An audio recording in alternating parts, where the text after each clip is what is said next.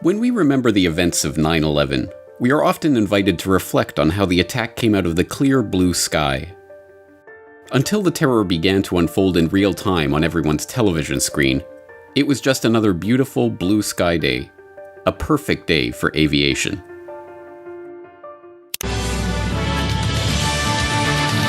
It is 8 a.m. in Salisbury, North Carolina, 7 a.m. in Chicago, 5 a.m. in Calaveras County, California, where the news is being made on this Tuesday, September 11th. From CNN. Anyway, that's all coming up 8:01. Let's get to the top news stories of the morning. For that, we turn to Ann Curry. Because now we have a camera. Katie Mattinell, thank you so much this morning. Good morning, everybody, again. But isn't in America and in politics, isn't spinning? What is spinning, Charlie? Well, spinning is getting out your point of view, trying to put your interpretation on something. So do you think there is a lot of spinning done in politics and America pageant, but this year things are different. Contestants will be quizzed on current events, U.S. history, and government. 10 of the 51 contestants got a preview. Among the questions, naming the current vice president and knowing what happened December 7th, 1941. 2 contestants didn't know Dick Cheney was the vice president, and 4 missed the bombing of Pearl Harbor. Miles and miles of sunshine. Miles Davis. We're going to put Miles out there today. Nice as it can be across the Northeast. Rough seas still from the chop from that hurricane. But other than that, it's kind of quiet around the country. We like quiet. It's quiet. It's too quiet.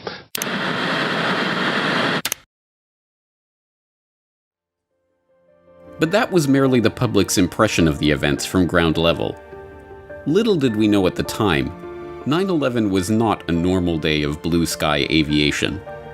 On the contrary, it was one of the busiest days in the history of American aviation.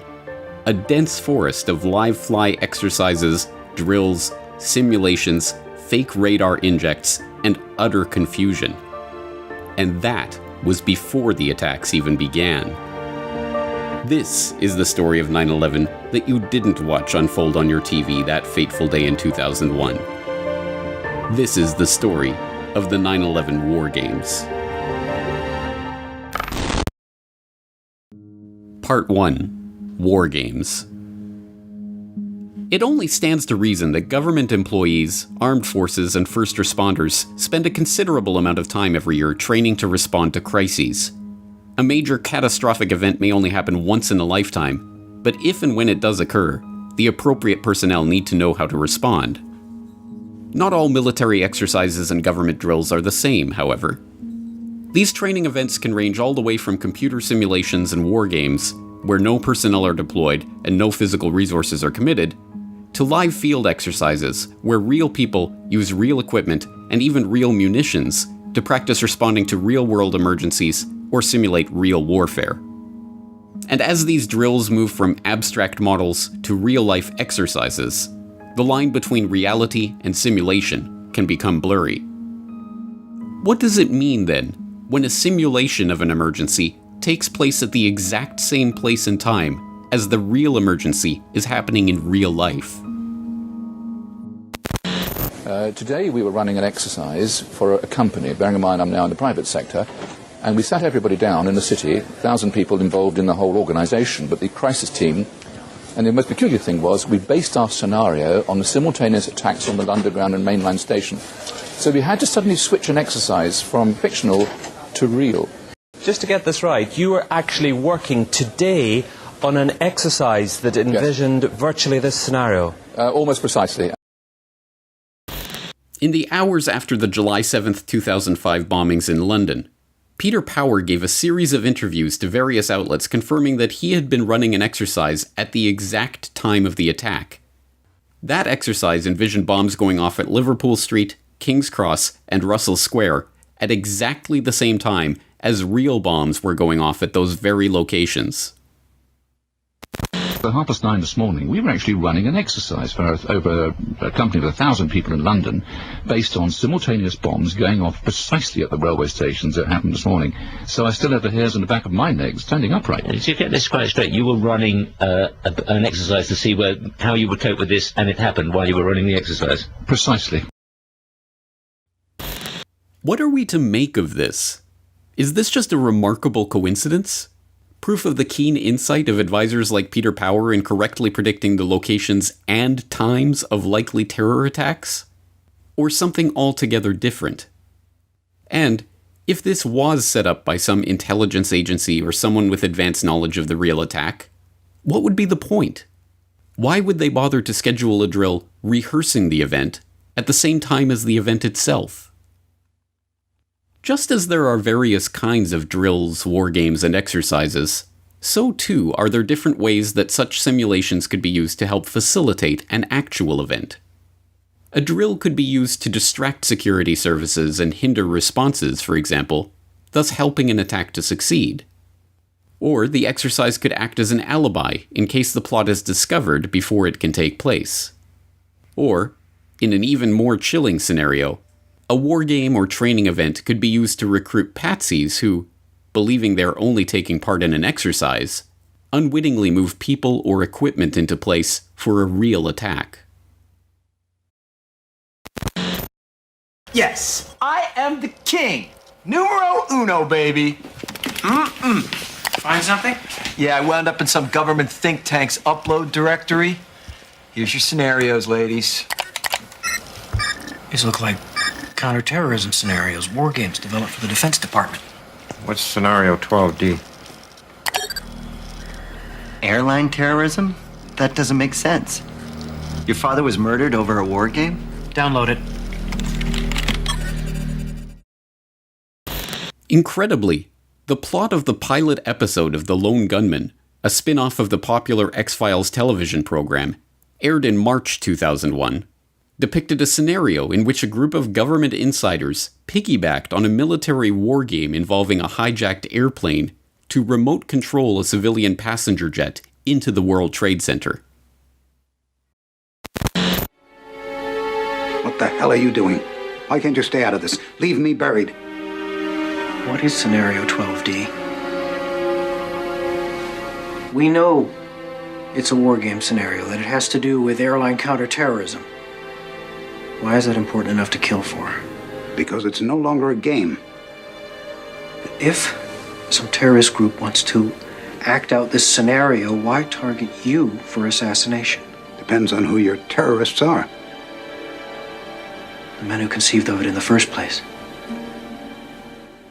You're saying our government plans to commit a terrorist act against a domestic airline? There you go. Indicting the entire government as usual. It's a faction. A small faction. For what possible gain? The Cold War's over, John. But with no clear enemy to stockpile against, the arms market's flat. But bring down a fully loaded 727 into the middle of New York City, and you'll find a dozen tin pot dictators all over the world just clamoring to take responsibility and begging to be smart-bombed. But as outlandish as this idea seems to those not immersed in military history or strategy, the idea of a war game going live is not limited to the world of fiction. In fact, it is a real and openly acknowledged secret among military planners that such exercises can be used as an operational cover for a real attack. Reflecting on lessons learned from his tenure as Secretary of Defense under Ronald Reagan, Caspar Weinberger observed that the difference between a realistic exercise or maneuver and what could be preparations for an attack, that line is sometimes quite blurred. And Weinberger should know, it was under his watch that a fictional war game scenario brought the world to the brink of a very real global thermonuclear war. In 1983, at the height of Cold War tensions over the Reagan administration's moves to increase the US nuclear arsenal and his national security directive calling for the ability to win a nuclear war, NATO decided to simulate a first-strike nuclear attack on the Soviet Union in an exercise dubbed Able Archer 83. As recently declassified documents show, the exercise was unprecedented in its scale and scope, even involving a very real radio-silent airlift of 19,000 US troops to Europe. So realistic was the buildup of forces and the preparations for nuclear strikes during these war games that, as we now know from these documents kept hidden from the public for 30 years, Able Archer 83 very nearly caused a real nuclear exchange. But these concerns about war games going live did not end with the breakup of the Soviet Union. On September 10, 2001, the Russian Air Force began a week-long training exercise over the North Atlantic, Pacific, and Arctic Oceans. The exercise simulated a Russian bombing attack in response to NATO aggression. On September 9, 2001, NORAD announced they would be deploying additional fighter aircraft to forward operating locations in Alaska and northern Canada to monitor the exercise and ensure that our air sovereignty is maintained. The Russians called off their war game when the 9/11 attacks began to unfold. Military planners know that simulations and war games can be used as cover for real attacks. But what about 9/11? Were there any exercises, simulations, or drills that had a bearing on what was happening on that fateful day? Part 2. Preparations. In the wake of 9/11, the Bush administration's mantra became that no one could have imagined such an attack before it took place. I don't think anybody could have predicted that these people would take an airplane and slam it into the World Trade Center, take another one and slam it into the Pentagon, that they would try to use an airplane as a missile, a hijacked airplane as a missile. First, I must say, I knew of no intelligence during the 6+ months leading up to September 11th that indicated terrorists would hijack commercial airliners, use them as missiles to fly into the Pentagon or the World Trade Center towers. Nobody in our government, at least, and I don't think the prior government that could envision flying airplanes into buildings on such a massive scale. But, like everything else the Bush administration told the public about 9/11, this too was a lie. Not only had government officials envisioned flying airplanes into buildings or using an airplane as a missile, but multiple agencies trained for just such an event prior to 9/11. In fact, as General Richard Myers, chairman of the Joint Chiefs of Staff from 2001 to 2005, went on to tell the 9/11 Commission, this precise scenario of a hijacked jet being flown into a high-value target was drilled by NORAD not once or twice, but 5 separate times in the run-up to September 11th. On November 6, 1999, they simulated an event in which terrorists hijacked a passenger jet flying out of JFK with the intention of crashing it into the United Nations building in New York. On June 5, 2000, they simulated 2 hijackings, one in which the terrorists intended to fly the plane into the Statue of Liberty, and the other in which the intended target was the White House.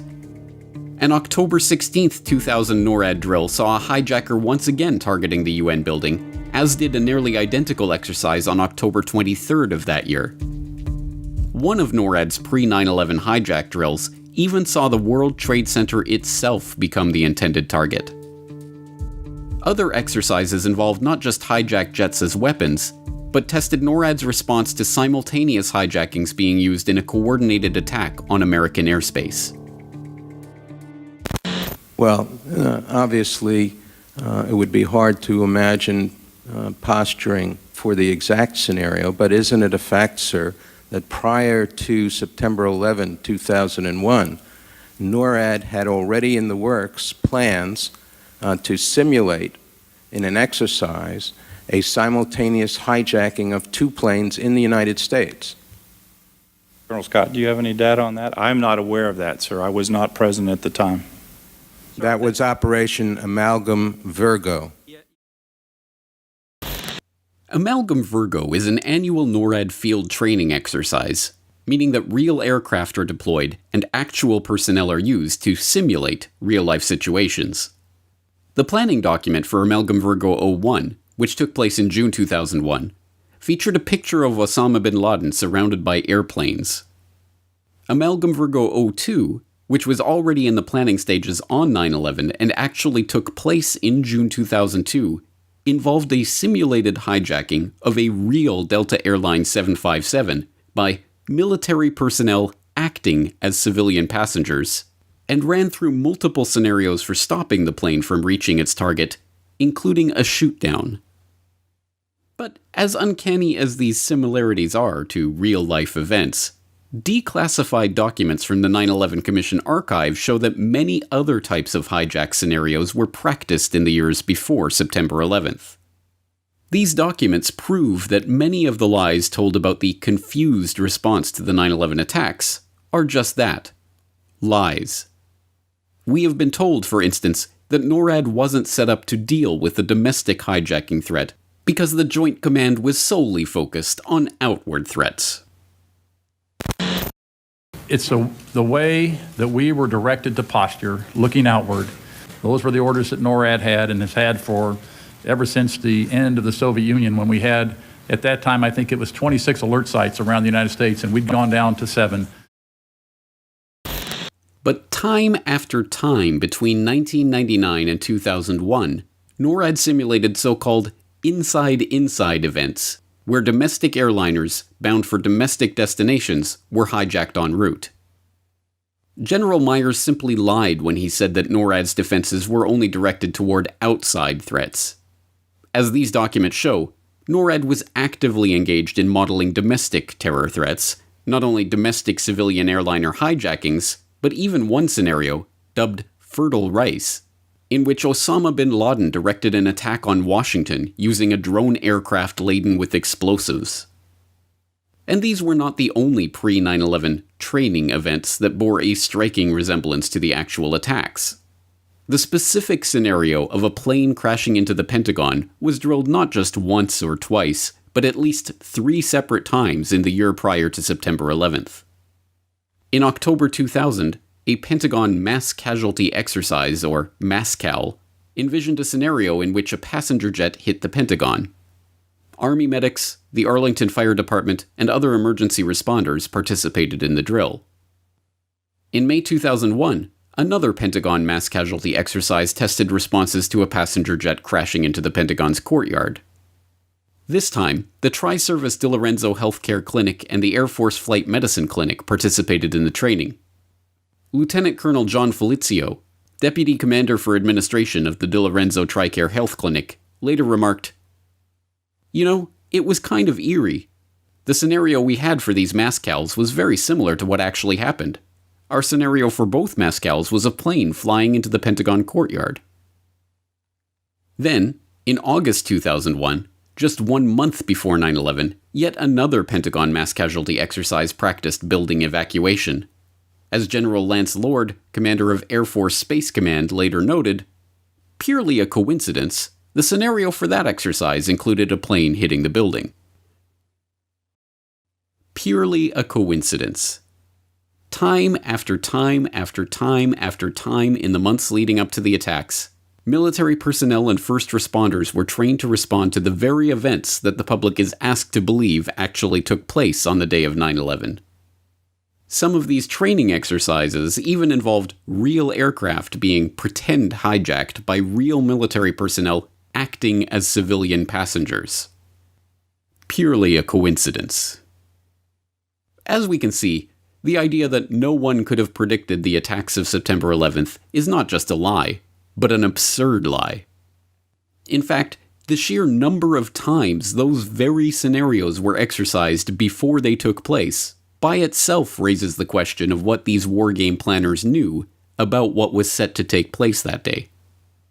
But, as remarkable as all of these drills and exercises are, more remarkable still are the similarities between the events of 9/11 and the wargames that we now know were taking place that very morning. Part 3. Training Day. Tuesday, September 11, 2001, dawns temperate and nearly cloudless in the eastern United States. A perfect day for aviation. Meanwhile, all around the country, military personnel, first responders, and government officials prepare for one of the busiest days of simulated terror in history. In New York City, preparations continue for Operation Tripod, an exercise run by the New York City Office of Emergency Management involving hundreds of personnel from FEMA and other disaster response agencies. The exercise simulates a bioterrorist attack on New York, and on the morning of September 11th, equipment is already in place at Pier 92, just 4 miles northwest of the Twin Towers, to treat the victims of this pretend attack. On September 12th, Pier 92 was going to have a drill. It had hundreds of people here, from FEMA, from the federal government, from the state emergency management office, and they were getting ready for a drill for biochemical attack. So that was going to be the place they were going to have the drill. The equipment was already there. and on the 97th floor of the South Tower of the World Trade Center, a team of technology consultants who have flown in from California for the occasion are running an emergency drill in the offices of Fiduciary Trust. Meanwhile, in Washington, members of the 12th Aviation Battalion, in charge of aviation support for the White House, U.S. government officials, Department of Defense, Department of the Army, and other government agencies, are 2 hours away from their base, participating in their annual weapons training.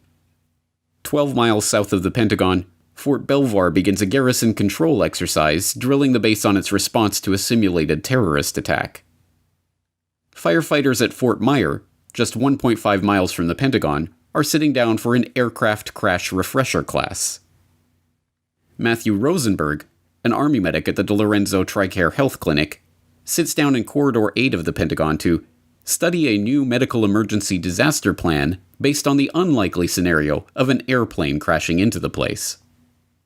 And in Chantilly, Virginia, just 4 miles from the runway of Dulles Airport, the military and CIA personnel who staff the National Reconnaissance Office are beginning an exercise in which a plane crashes into their building. Members of the Joint Special Operations Command, the U.S. military's top counterterrorism unit, are in Hungary preparing for Jackal Cave, a highly classified joint readiness exercise. Fighter pilots deployed to monitor the Russian Air Force's training exercise in the Arctic are readying themselves for a day of maneuvers in Alaska and northern Canada. And at NORAD's Combat Operations Center at the Cheyenne Mountain Complex in Colorado, military commanders are preparing for one of the busiest days of war games and exercises in the history of the United States. Michael Rupert is standing by at his office in Sherman Oaks, California. Michael, thanks for this. What is the reason for the failure of U.S. military jets to show up in a timely fashion on 9/11? Well, the simple fact is, Barry, that they didn't know where to go. The reason that they didn't know where to go was because a number of conflicting and overlapping war game exercises were taking place, one of which, Northern Vigilance, had pulled a significant number of North American fighter aircraft into Canada and Western Alaska and Northern Alaska in a mock Cold War hijack exercise. There was another drill, Vigilant Guardian, which was a hijack exercise, a command post exercise, but it involved the insertion of false radar blips onto radar screens in the Northeast Air Defense Sector.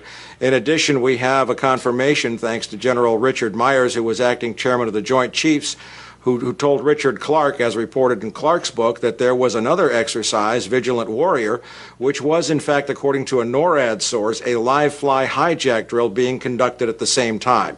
With only 8 available fighter aircraft, and they have to be dispatched in pairs, they were dealing with as many as 22 possible hijacks on the day of 9/11, and they couldn't separate the war game exercises from the actual hijacks.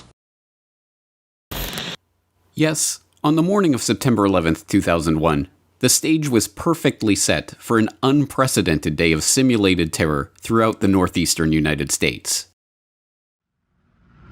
And then, it all happened for real.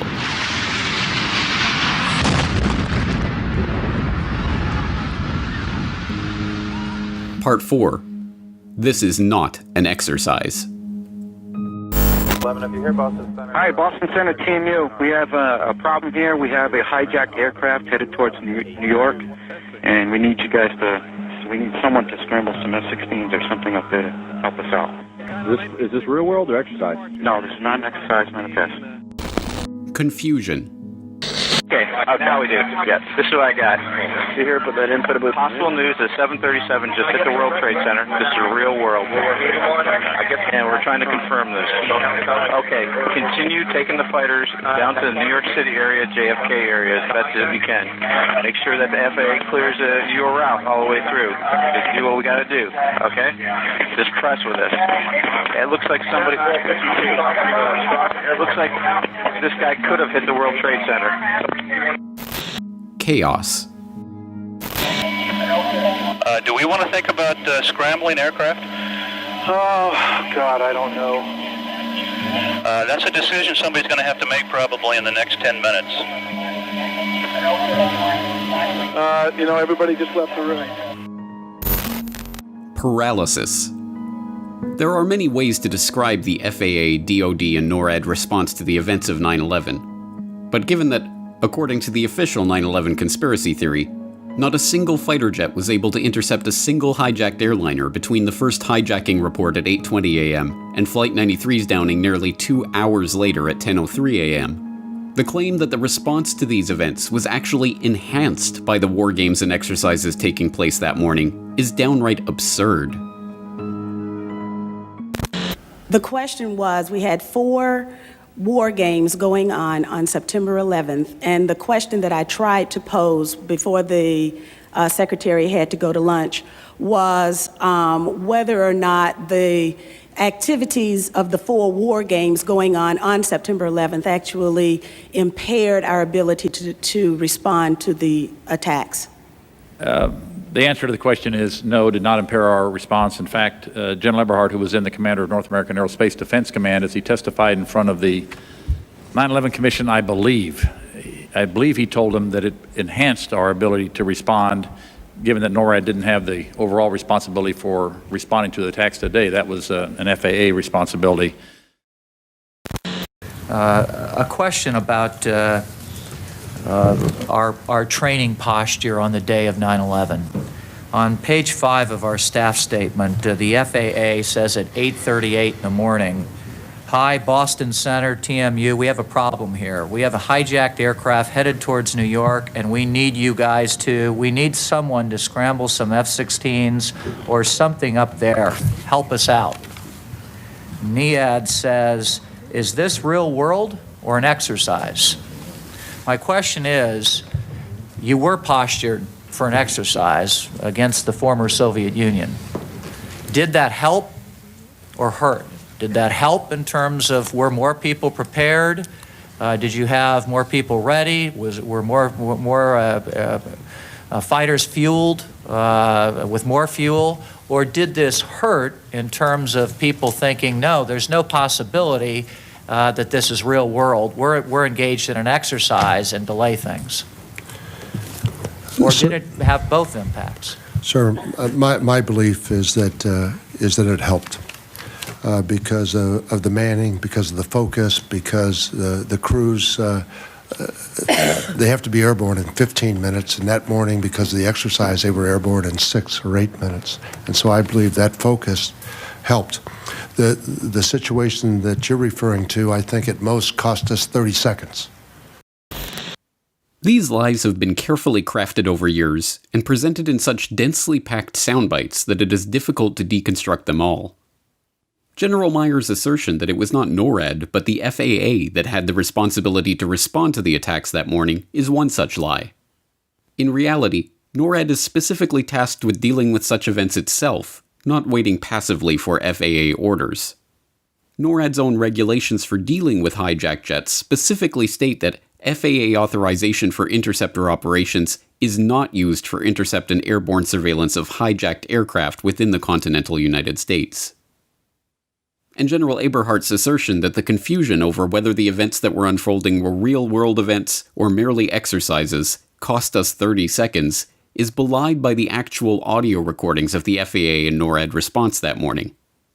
Time and time again throughout the entire morning, air traffic controllers and military operators are forced to clarify that the events being reported are not part of an exercise. Hi, Boston Center, TMU. We have a problem here. We have a hijacked aircraft headed towards New York, and we need you guys we need someone to scramble some F-16s or something up there to help us out. Is this real world or exercise? No, this is not an exercise, not a test. What? What was that? Not real world. Real world hijack. Cool. Real? 1443. Look for it. Right there. Okay. Mode 3. 1443. Last known. No, this is real world. Okay, run high check. I've never seen so much real world stuff happen during an exercise. I think we put the exercise on the hold. What do you think?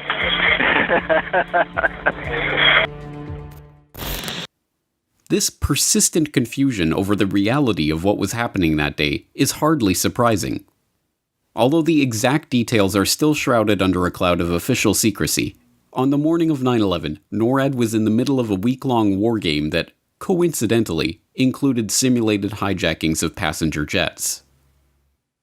Vigilant Guardian is an annual command post exercise involving all levels of NORAD command. Vigilant Guardian 01 was a week-long war game described as a simulated air war, and, just 2 days before 9/11, it had involved a simulated terrorist hijacking of a civilian passenger jet by terrorists intending to blow the plane up with explosives over New York City.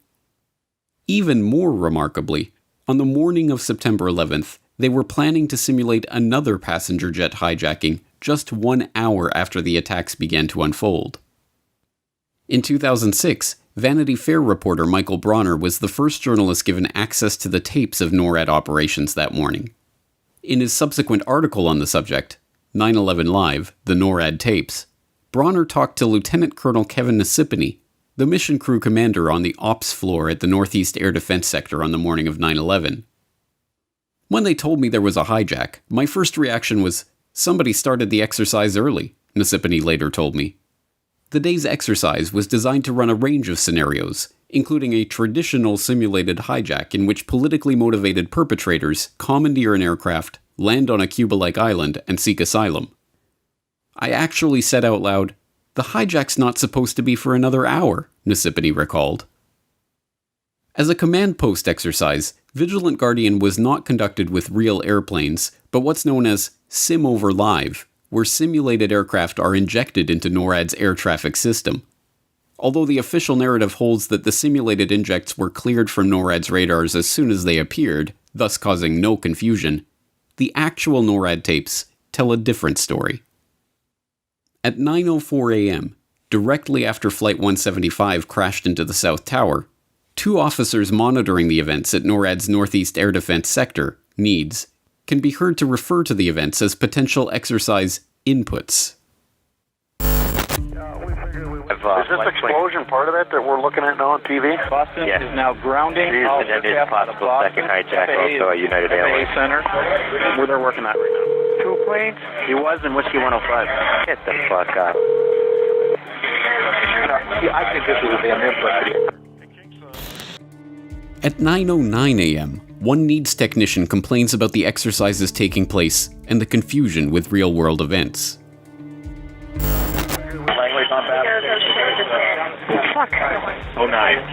What? On battle station 09. Happy with you. Langley. LFI.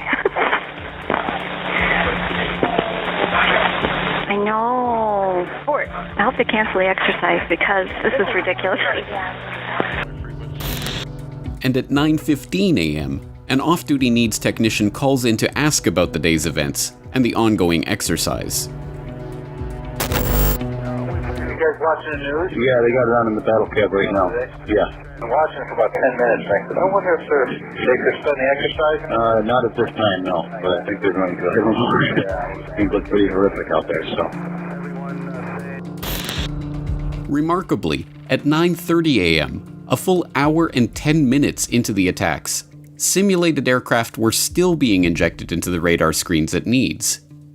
One frustrated staff member directing the response on the NEADS operation floor had to order his coworkers to turn their sim switches off, stopping the fake simulations from confusing the radar operators. You know what? Get rid of this goddamn sim. Turn your switch. Hey, turn the sim switches off. Just get rid of that crap. Even worse, at the same time as these false inputs were distracting the radar operators, real military aircraft that were taking part in live fly exercises that day were further complicating the response to the attacks.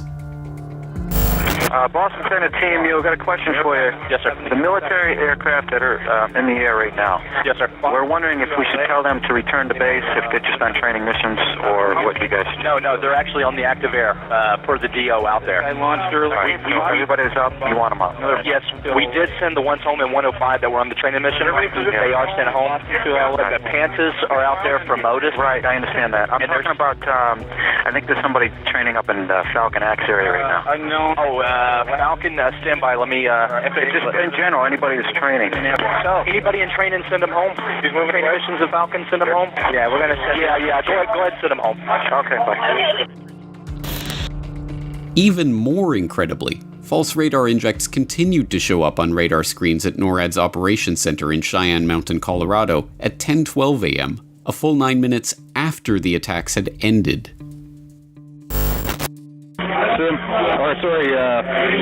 Northeast weapons. Hello, this is Captain Taylor calling from Cheyenne Mountain Test Control. Yes. What we need you to do right now is to terminate all exercise inputs coming into Cheyenne Mountain. Yes, can you call 6180 extension for that, please? 6180? You bet, he'll give you that. I'll do that. Okay, thank you. In the face of this overwhelming documentary evidence that the exercises taking place that morning were a persistent source of distraction that significantly complicated response efforts, the retort of the 9/11 Commission and its proponents that these false radar blips were a minor issue that, at most, cost us 30 seconds, rings exceedingly hollow. But that official story becomes even more implausible when it is learned that air traffic controllers and military personnel were not responding to 4 clearly reported hijacked aircraft, as the public now imagines it, but as many as 29 potential hijackings. We were in the process of launching aircraft all over the country during that time frame. We had multiple aircraft called hijacked all over the country. And in fact, as General Arnold said, we fought many phantoms that day. Now, we got many aircraft calls inbound that morning that turned out to be phantoms. These false reports included United Airlines Flight 177, which was inexplicably reported as hijacked at 9:25 a.m., despite still being on the ground at Boston's Logan International Airport. Delta 1989, a 767 flying from Boston to Los Angeles that was repeatedly identified as suspicious on the morning of 9/11 and ordered to land at a secure, remote area of Cleveland Hopkins Airport, where the pilot signaled all clear to the SWAT team outside the plane with blood running down his face. Continental Airlines Flight 321, which had inexplicably squawked the hijack code from the plane's transponder 3 times before being safely brought down in Peoria. KAL-85, en route from Seoul, South Korea to New York, which inexplicably sent 5 separate and ongoing indicators of a hijacking situation before being intercepted by NORAD fighters over Alaska and directed to land at Whitehorse in northern Canada or be shot down.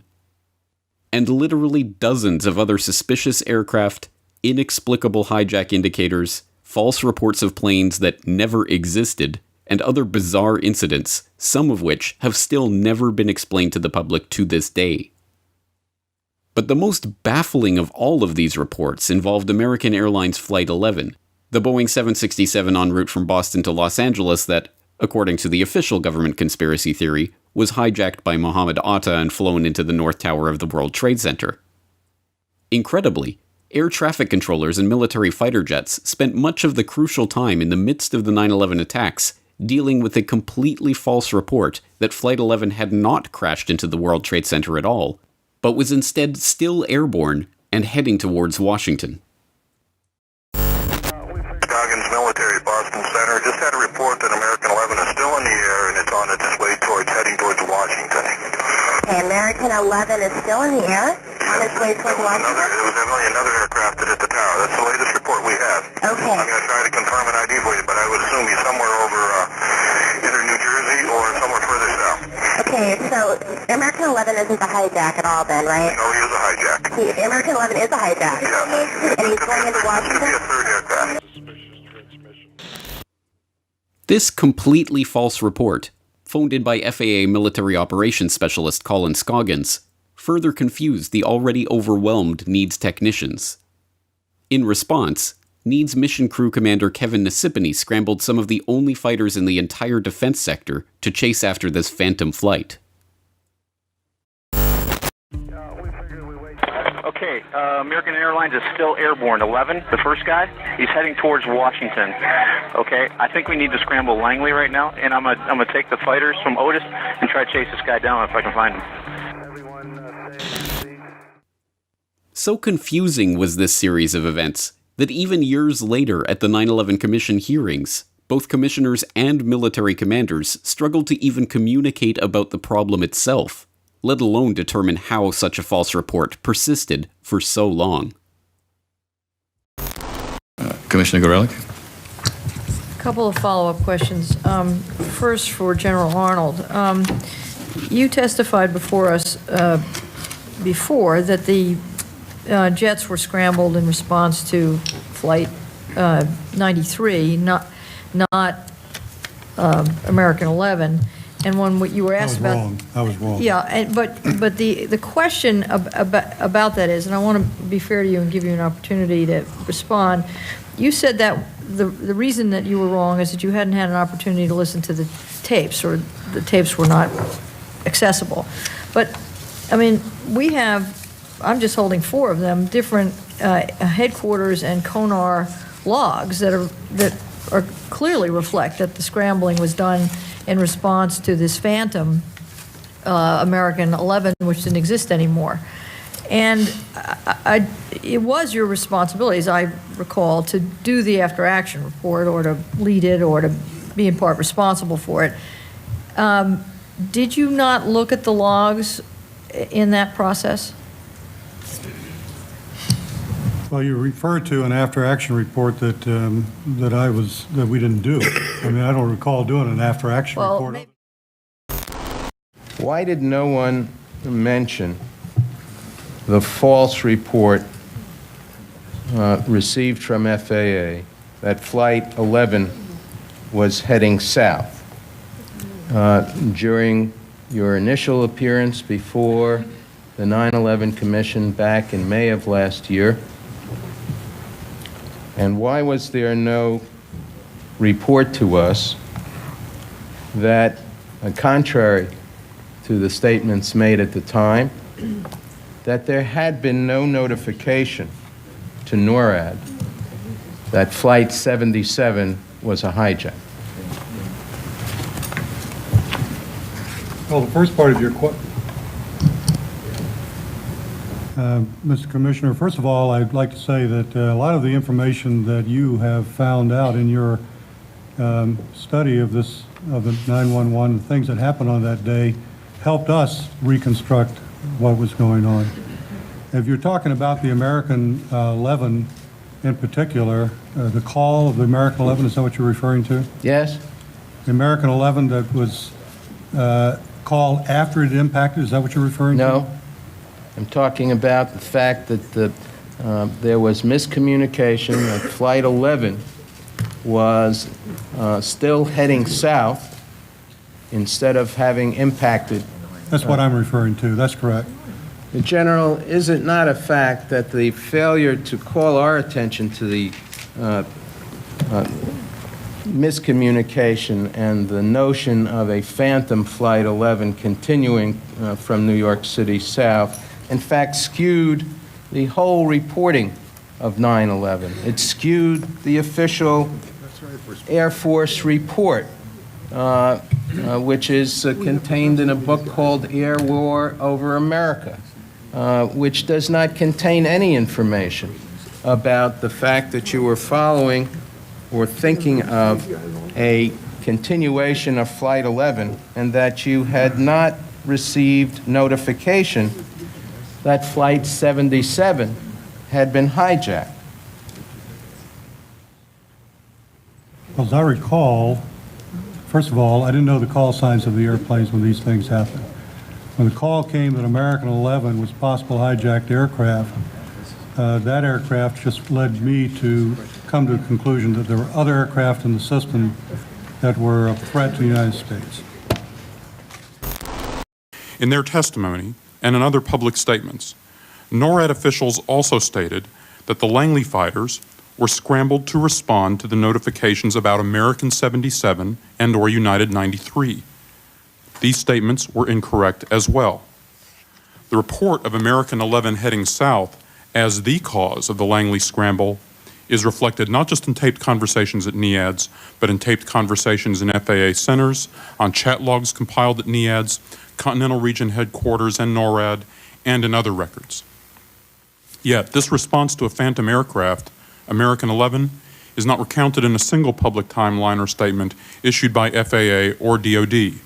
Instead, since 9/11, the scramble of the Langley fighters has been described as a response to the reported hijacking of American 77 or United 93 or some combination of the two. This inaccurate account created the appearance that the Langley scramble was a logical response to an actual hijacked aircraft. False radar inputs, military aircraft participating in exercises in the middle of a crisis, civilian aircraft squawking false hijack reports, fighter jets chasing phantom planes. Which of these reports were merely the fog of war, so often referred to by promoters of the official 9/11 story, and which were part of the exercises themselves? Were there field exercises of hijackings taking place that morning that were then mistaken for the real thing? What part did these war games and exercises play in hampering the response of the many military officers who had spent their whole careers training to protect American airspace? Did the war games help the perpetrators of 9/11 in their attack? The answers to these questions, like so many other questions about the events of September 11th, remain shrouded under a veil of official government secrecy. Part 5. Beyond Coincidence. Purely a coincidence. According to the official story of 9/11 itself, we are told that simulated hijackings were taking place at the same time as real-life hijackings. That an airplane into building drill was occurring at the same time as airplanes were flying into buildings. That false radar blips and fake hijack reports were competing for the military's attention with real-world radar blips and hijack reports. And throughout it all, technicians, operators, military personnel, and air traffic controllers were constantly seeking reassurance that what they were seeing was not part of an exercise.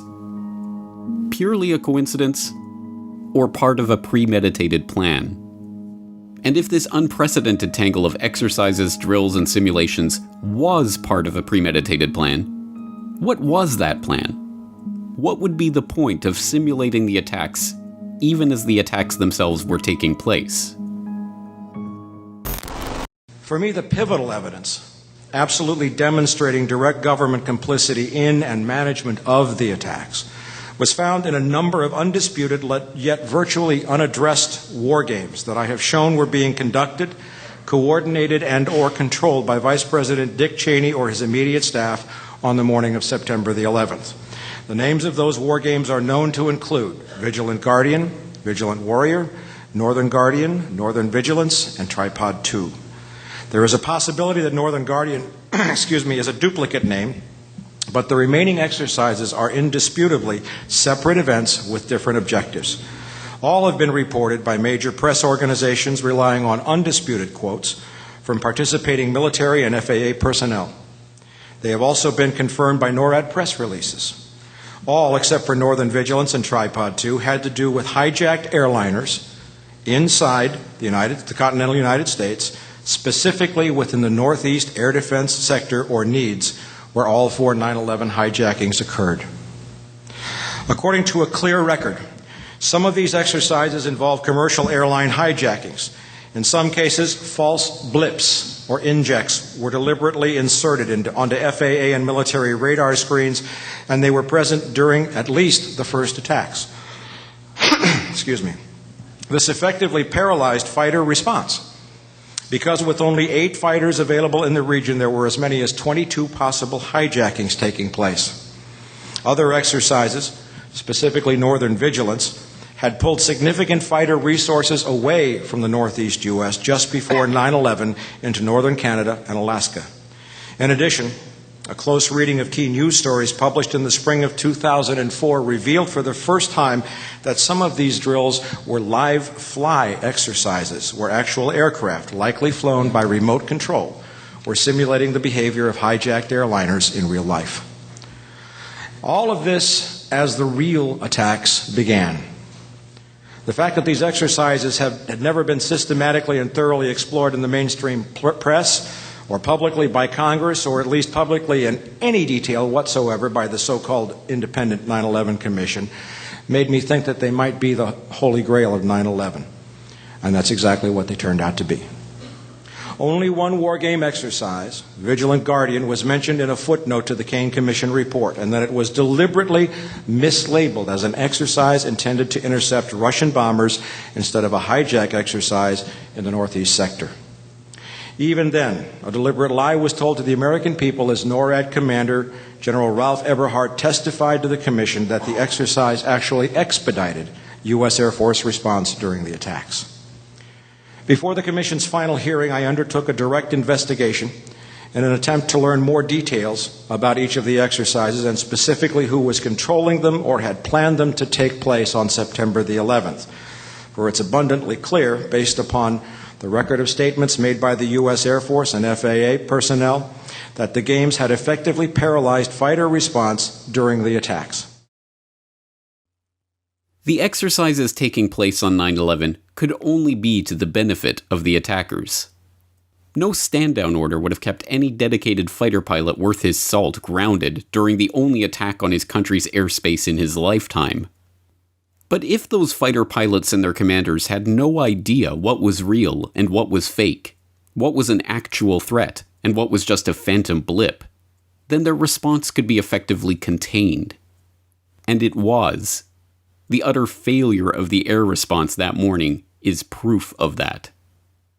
But if the simulations and war games on the morning of 9/11 were part of a premeditated plan on the part of the attackers, then the obvious question is, who were the attackers? Are we to believe that the dastardly Al-Qaeda masterminds not only perpetrated the simultaneous hijacking of 4 civilian airliners, turning off the plane's transponders and putting them through a series of maneuvers that even advanced pilots could not replicate to hit their targets with pinpoint accuracy, but also penetrated the command structure of the U.S. military and NORAD itself to direct the planning and scheduling of simultaneous war games, mirroring their own plot to confuse the air response to the attacks?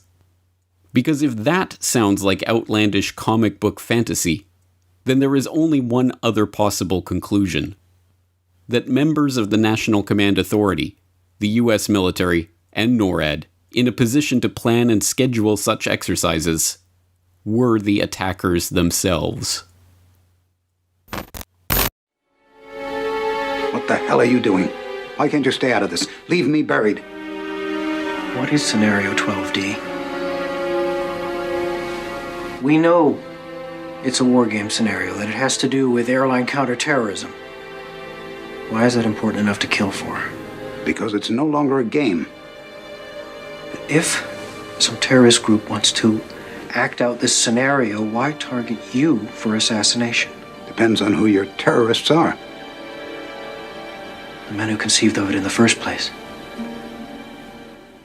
You're saying our government plans to commit a terrorist act against a domestic airline? There you go. Indicting the entire government as usual. It's a faction. A small faction. For what possible gain? The Cold War's over, John. But with no clear enemy to stockpile against, the arms market's flat. But bring down a fully loaded 727 into the middle of New York City, and you'll find a dozen tin-pot dictators all over the world just clamoring to take responsibility and begging to be smart-bombed. But that's just fiction. And the fact that it all happened in real life a few months later is just another pure coincidence.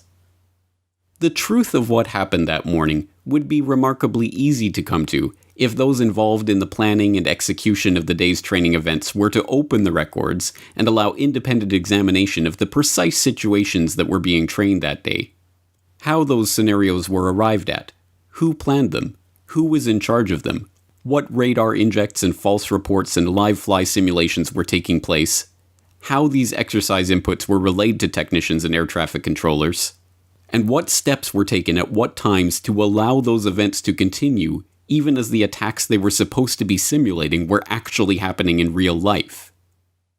But we shouldn't expect the guilty parties to indict themselves, and so it is no surprise at all that the official government investigation into 9/11 studiously avoided facing any of these issues head-on. So leave Commissioner Ask Gorelick. about the war games that were planned for 9/11. Commissioner Gorelick.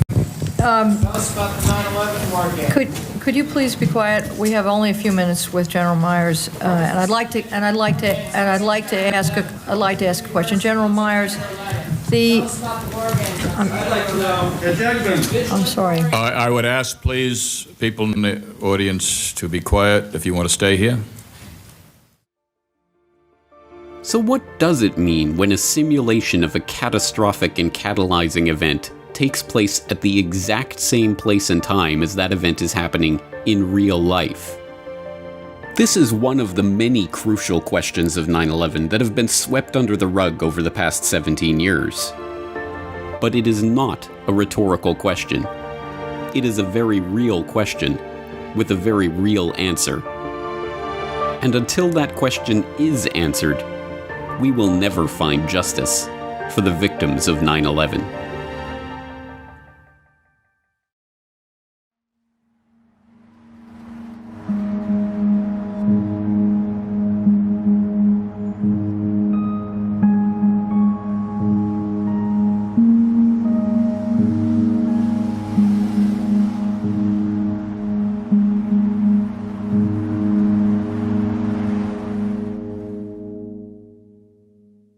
I've never seen so much real-world stuff happen during an exercise.